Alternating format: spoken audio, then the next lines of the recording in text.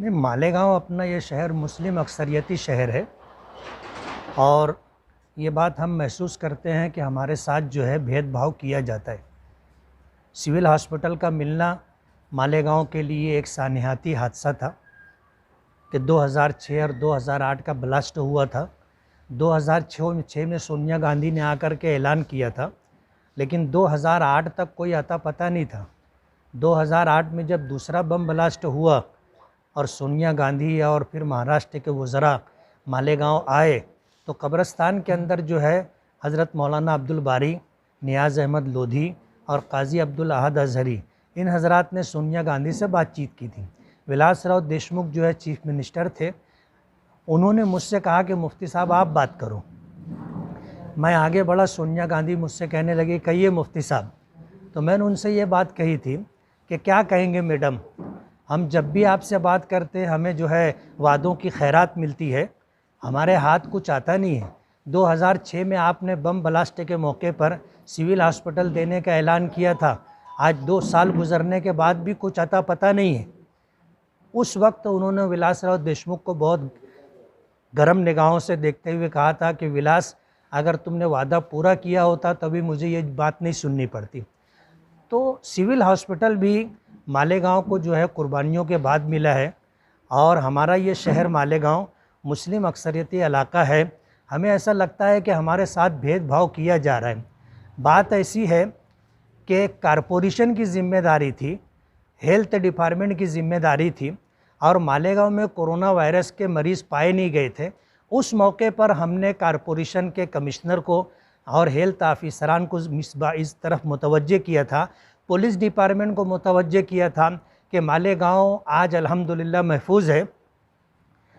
पूना और बम्बई से आने वाले लोग या दीगर शहरों से आने वाले मालेगांव, इन लोगों का मालेगांव के बाहर चेक पोस्ट बना करके उनको चेक किया जाए, मेडिकल चेकअप के बाद उनको मालेगांव में एंट्री दी जाए।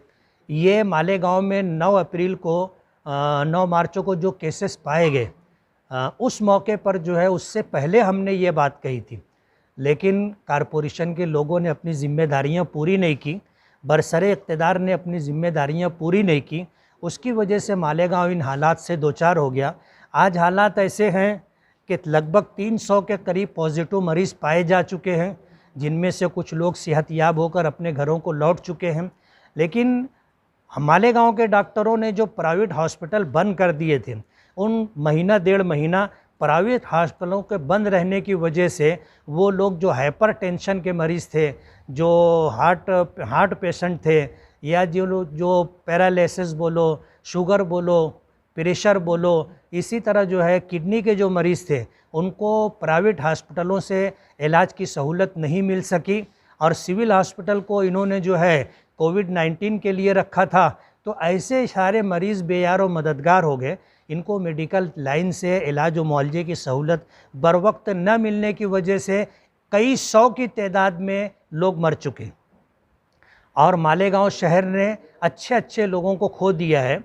ऐसे मौके पर आज भी हम दुख के साथ ये बात कहते हैं कि जो सहूलतें और इलाज व मुआवजे के तई जो जिम्मेदारियां लोगों की है, आज भी वो पूरी नहीं हो रही है। जीवन हॉस्पिटल को लेकर के हम लोग बहुत दुखी हैं। वजह उसकी यह है कि इलाज व मुआवजे की सहूलत न होने की वजह से जो लोग वाकई कोविड से मुतासिर हैं और हमें ऐसा लगता है कि वो पॉजिटिव भी हैं, लेकिन डर की वजह से वो लोग जा नहीं रहे कि वहाँ जाना ऐसा है जैसे मौत के मुंह में जाना। ना वक्त पर पानी मिलता है, ना वक्त पर उनको जो है दवाएं मिलती हैं और ना ऑक्सीजन मिलती है। ऐसे हालात के अंदर वो ये महसूस करते हैं कि हम तो हॉस्पिटल में चले जाएंगे और हमारा पूरा घर जो है इन्हें उठा करके क्वारंटाइन कर दिया जाएगा, यानी बेघर कर दिया जाएगा। ऐसे हालात के अंदर हमारा शहर अभी बहुत पीक है, यानी हमें डर है इस बात का कि ऐसे लोग जो वाकई कोरोना से मुतासिर हैं, लेकिन छोटी तकलीफ़ की वजह से डर रहे हैं और बड़ी तकलीफ़ बर्दाश्त करने के लिए तैयार हैं। यानी मरने के लिए आदमी तैयार है, लेकिन इलाज और मुआवजे की लाइन से जो तकलीफ़ें और कॉरपोरेशन की जो कोताहियाँ हैं उसकी वजह से वो आगे बढ़ने की हिम्मत नहीं कर रहे हैं। और हमारा शहर इस वक्त इस तरह के हालात से दो चार है कि अगर शहर के लोगों ने आज भी संजीदगी का मुजाहरा नहीं किया तो बहुत बड़ी तादाद में लोग मुतासिर हो सकते हैं। जिस दिन पॉजिटिव केसेस पाए गए उस दिन से ले कर के हॉस्पिटल चालू कराने तक, जीवन हॉस्पिटल कहो, मंसूरा कहो और फरहान हॉस्पिटल कहो, ये सारी जो है हॉस्पिटल हमने भाग दौड़ करके चालू किए। हमारे साथ मेरे बाजू में एजाज बेग बैठे हुए हैं। मोटरसाइकिल पर हम दोनों दीवानों की तरह सुबह से लेकर के शाम तक दौड़ते रहे।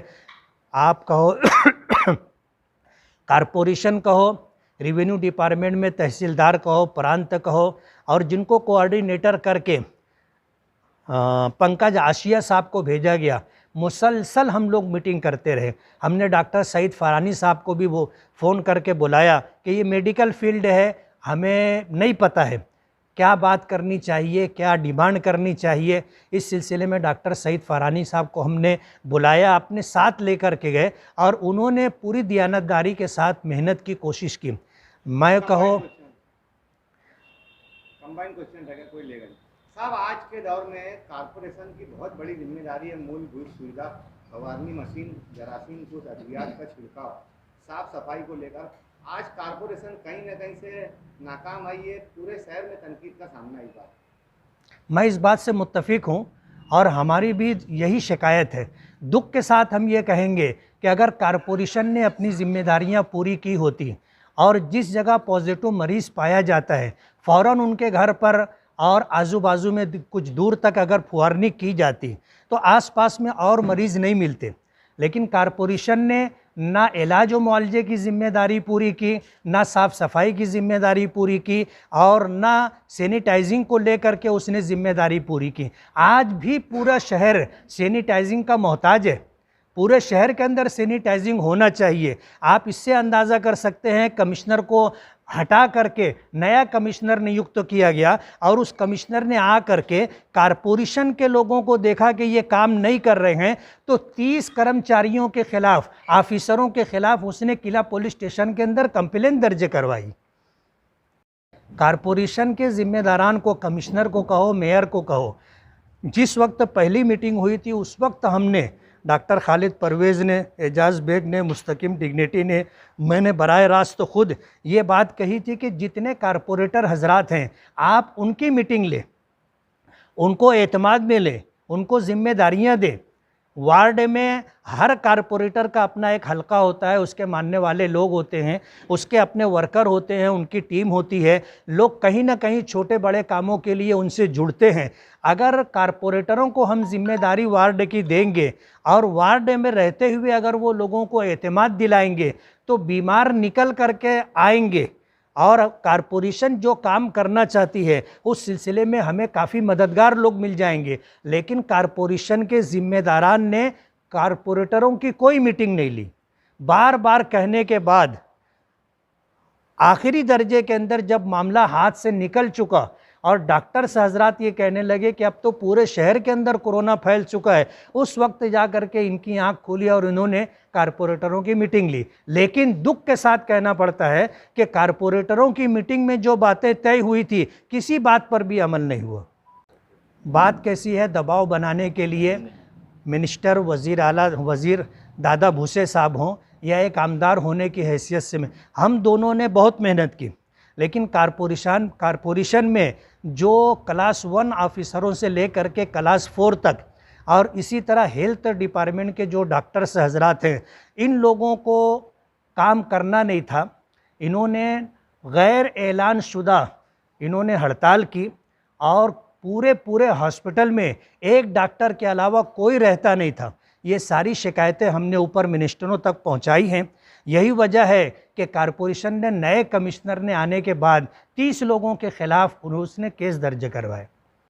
मालेगांव के लिए पहले नंबर पर तो हमने ये डिमांड किया था और सरकार की या कारपोरेशन के किसी ताउन के बगैर डॉक्टर सईद अहमद फरानी और हमने डॉक्टरों की मीटिंग लेकर के अपने एरिए में यानी जूना फारान कहो, नूर हॉस्पिटल कहो, और शिफा है, स्वात है, यशफीन है, और डॉक्टर हामिद इकबाल का दवाखाना, ये हमने अपने बलबूते पर चालू करवाया था। हॉस्पिटल चालू करवाने के बाद एक ज़िम्मेदार की हैसियत से मालेगांव के लोगों को इलाज और मुआवजे की सहूलत मिले, हमने 20 लोगों की एक हेल्पलाइन सर्विस तरतीब दी थी कि जिन जिन लोगों को रेगुलर दवाएं लगती हैं वो हमसे रब्ता करें, हम उनको घर घर दवाएं पहुंचा करके देंगे। हत्ता कि हमने बाकायदा 2 आदमी भेज करके धुलिये से और नासिक से दवाएं मंगवाई, जो दवाएं मालेगांव में नहीं मिलती थी, हमने लोगों तक पहुंचाने की कोशिश की। देखो, केंद्र सरकार कहो या रियासती सरकार कहो, हमने केसरी कार्ड पर अनाज मिलना चाहिए, 1 महीना पहले हमने इस बात की डिमांड की थी, और 1 मई से उस सिलसिले के अंदर कुछ पेशरफ्त हुई और लोगों को अनाज मिलना शुरू हुआ। एक बात तो ये है, हमारा ये शहर मुस्लिम अक्सरियती शहर है, हमारा ये शहर पावरलूम मज़दूरों का शहर है, टेक्सटाइल के अलावा यहाँ कोई रोज़गार नहीं है।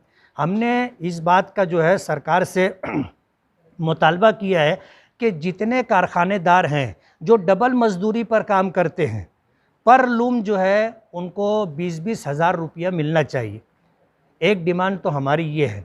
दूसरी डिमांड हमारी ये है कि जो भी कारखानेदार हैं, जब सरकार की तरफ से उनको रियायत और सहूलत मिले तो वो अपने मज़दूरों को संभालें, जो भी खोटी है वो उनको मिलना चाहिए। और उसी के साथ हमारी तीसरी कोशिश ये है कि मालेगांव में जो लोग सरकारी हॉस्पिटल से कहो या प्राइवेट हॉस्पिटल से कहो उनको इलाज और मुआवजे की सहूलत नहीं मिली है, हर्जाने के तौर पर सरकार उनको 10-10 लाख रुपये देवे। मैं मालेगांव की आवाम से ये अपील करना चाहूँगा कि आज मुल्क शहर के हालात हाथ से बाहर हो गए और अब भी हम लोगों में संजीदगी नहीं है। हम लोगों के सामने 2 मुसीबतें हैं, एक मुसीबत छोटी है, एक मुसीबत बड़ी है। बड़ी मुसीबत तो ये है कि अगर हमने एहतियात नहीं किया तो हमें भी या हमारे घर वालों को या हमारे ख़ानदान के लोगों को मौत से दो चार होना पड़ेगा। इसलिए छोटी मुसीबत ये है कि हम घरों में बैठे घूमने फिरने से गुरेज करें। अगर हमने संजीदगी के साथ ये बात नहीं इख्तियार की तो आज फ़िरका परस्त जिस बात की कोशिश कर रहे हैं वो कामयाब हो जाएंगे। वुहान से कोरोना वायरस निकला, हिंदुस्तान आया तो यहाँ के फ़िरका परस्तों ने उसको मुसलमान बना दिया।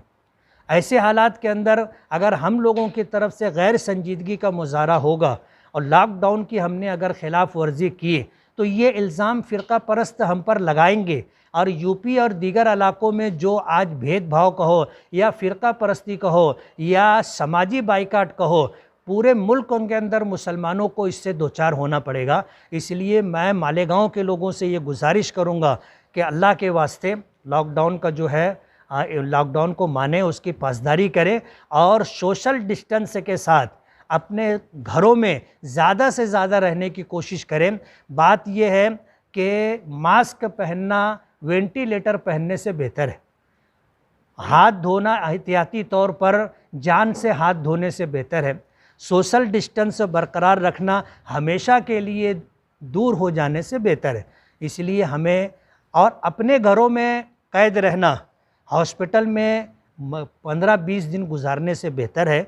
इसलिए मालेगांव के लोगों को चाहिए कि कॉरपोरेशन की तमाम तर कोताहियों के बावजूद जान अपनी है, उसको बचाने की हमको फ़िक्र करनी चाहिए।